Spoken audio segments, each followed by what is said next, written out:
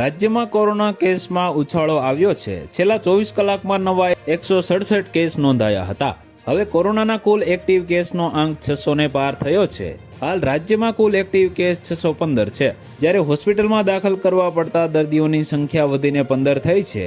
600 દર્દીઓ ઘરમાં જ રહીને સારવાર લઈ રહ્યા છે।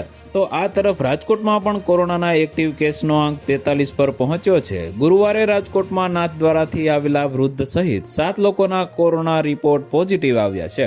તો ગોંડલમાં પણ કોરોનાના 2 કેસ નોંધાતા આરોગ્ય વિભાગ દોડતું થયું છે। અમદાવાદ શહેરમાં કોરોનાએ ફરી ચિંતા વધારી છે। છેલ્લા 24 કલાકમાં કોરોનાના નવા 70 કેસ નોંધાયા હતા, જ્યારે સોલા સિવિલમાં 5 ડોક્ટરોને પણ કોરોનાની ઝપેટમાં આવ્યા છે। સોલા સિવિલમાં સ્કિન વિભાગના 4 અને ગાયનેક વિભાગના 1 મળી 5 ડોક્ટરોનો કોરોના રિપોર્ટ પોઝિટિવ આવ્યો છે। હાલમાં તમામ હોમ આઇસોલેશનમાં છે। તો વધુ માહિતી મેળવવા માટે ચેનલ સાથે જોડાયેલા રહો। વિડીયો પસંદ આવે તો લાઇક કરી દેજો। ચેનલમાં નવા છો તો સબસ્ક્રાઇબ કરી દેજો।